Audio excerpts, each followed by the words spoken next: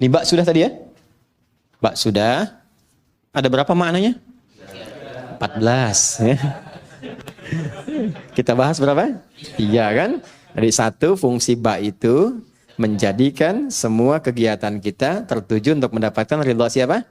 Allah. Namanya apa? Sababiyah. Ya, dengan sebab Allah menetapkan ini saya minum. Karena Allah saya berpakaian. Kalau sudah karena Allah nggak mungkin maksiat. Masa Allah dibawa-bawa dalam perbuatan maksiat? Jelas ya? Mau naik kendaraan, bismillahirrahmanirrahim. Maka sepedanya pasti akan dipakai pada yang baik-baik. Kendaraannya juga demikian, itu dihisab loh. Ya. Kemudian yang kedua apa tadi? Musahabah. Musahabah itu mendapatkan penyertaan, perhatian dari Allah. Maka merasalah diperhatikan.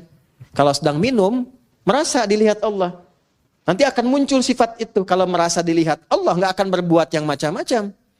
Bicara, merasa didengar Allah. Karena merasa didengar, nggak akan keluar yang kotor. Karena sedang merasa diamati.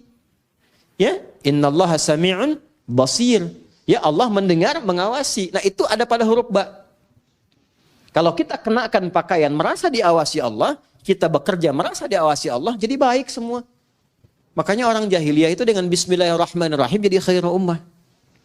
Baik semua. Antum udah dibacain Yasin berkali-kali nggak jadi baik juga gitu kan? Nah, balik lagi, mungkin tadaburnya yang kurang. Ba yang terakhir ilsaq. Kalau sudah ilsaq, udah jadi hamba yang diistimewakan oleh Allah, yang bahkan belum minta, Allah sudah menjawabnya.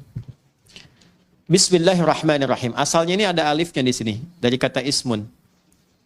Begini. Asalnya bismillah. Dibaca nyambung bismillah. Dan cuma di bismillahirrahmanirrahim alifnya hilang. Wahyu pertama turun apa? Hah? Bacanya apa? Ini yang tidak tepat. Wahyu yang pertama turun itu bukan Iqra. Tolong diperbaiki ya. Wahyu yang pertama turun itu bukan Iqra. Tapi wahyu yang pertama turun Iqra bismi rabbikal ladzi khalaq. Karena saat turun Iqra, Nabi jawab ma'ana biqari. Iqra ma'ana biqari. Itu perintah Jibril, baca. Ya? Allah mewahyukan, baca.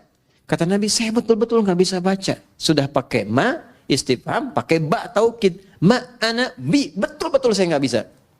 Nabi nggak bilang mau qara'tu, tapi ma'ana biqari. Saya betul-betul nggak bisa baca. 2 kali, Iqra, nggak bisa. 3 kali dipeluk dulu oleh malaikat Jibril. Setelah ada ketenangan, kenyamanan, baru sempurna. Ayat turun, Iqra bismi rabbikal ladzi khalaq. Muhammad SAW. Baca, karena Allah yang telah menciptamu. Kalau mencipta engkau aja begitu mudah, apalagi hanya menuntun engkau untuk bisa mengikuti bacaan. Jangan baca karena engkau nggak pernah belajar. Nggak pernah punya guru yang mengajar. Nggak pernah sekolah. Lakukan karena Allah, maka semua yang sulit akan mudah. Karena itu di bismi rabbikal ladzi khalaq itu ada alifnya. Silakan cek di surah Al-Alaq tuh, surah 96 ayat 1. Iqra. Ya, Iqra begini. Bismi, nah ada alifnya. Nih. Ini baru sebagian ya. Nanti ada ayat-ayat lain juga yang bisa kita konfirmasikan. Ini saya kasih contoh 1 di antara sekian.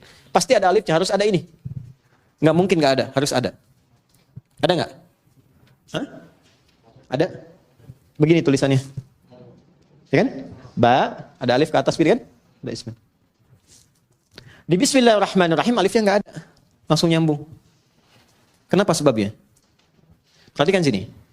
1, alif biasanya fungsinya untuk memanjangkan bacaan. Dapat alif tambah harakatnya 1. Makanya ada istilah 2 harakat. Fataha, fa, ta, dan ha. Begini. Fa-nya ketambahan alif, tambah fa begini. Maka fungsi alif ini menambah harakat. Yang tadinya cuma 1, fa tambah lagi 1 harakat. Jadi istilahnya 2 harakat. 1, 2. Kalau fa aja sudah punya batasan, fa, maka tambah lagi 1 a. Ada 2 kan? Maka tambah panjangnya sedikit. Fa. Itu yang dimaksud 2 harakat. 3 harakat tambahkan lagi 1. 4 harakat tambah lagi 1. Ya. Kalau kami belajarnya pakai detik. Setiap 2 harakat 1 detik. Tak. Ya. Di kalau 4 harakat berapa detik? 2 detik. 5 harakat 2,5 detik. Nanti masuk di bab mad. Mad wajib muttasil, mad jaid munfasil dan seterusnya. Nah, yang dimaksud 2 harakat, 4 harakat, 6 harakat ini. Ditambah alif. Alif ini gambaran dari harakat. Jadi kalau sudah ada ini maksudnya dibacanya 2 kali seperti ini, 2 kali harakat. Fatah. Jelas? Alif fungsinya memanjangkan bacaan. Dan kalau sudah ada alif, harakat yang sesuai adalah fathah. Kalau kasrah itu ya. Kalau dhammah, waw. Tapi ini menarik, harakatnya kasrah, iqra bi pakai ya, pakai kasrah. Tapi tandanya alif. Kenapa nggak dibuang saja? Untuk memberikan kesan, karena pertama kali Nabi diminta membaca iqra, beliau merasa tidak mudah, panjang prosesnya.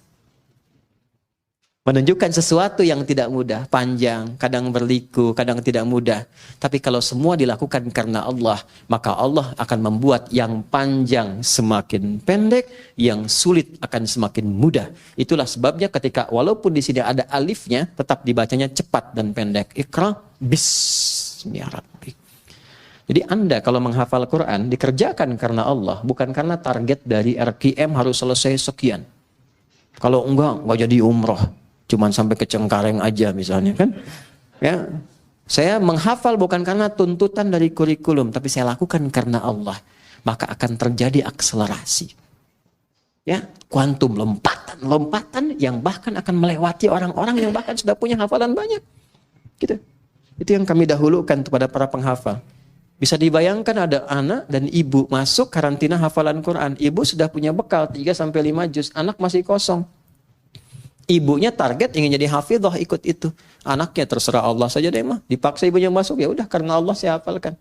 Hari ke-27 anaknya hafal 30 juz, ibunya belum sampai. Bayang? Oke, maka ini yang saya ingin terangkan fungsi alif. Kenapa di sini dihilangkan alifnya? Untuk memberikan gambaran, orang yang memulai dengan kalimat Bismillahirrahmanirrahim, maka semua proses yang sulit seketika akan dihilangkan oleh Allah, tanpa harus mengalaminya lagi. Paham? Gitu. Tapi dengan cara baca yang benar. Ya, makanya orang dulu tuh Bismillahirrahmanirrahim. Ada yang dapat begini, mudah begitu, karena cara bacanya benar. Ya, orang sekarang baca Bismillah niatnya pengen terbang. Pengen jalan di sungai itu kan sudah nggak betul kan, sudah pengen baca pikiran orang, gitu, atau dipakai untuk hal-hal yang tidak sesuai dengan syariat, ya tidak akan nyambung, ya sembung main layangan nggak nyambung sayang. Ya? Paham di sini?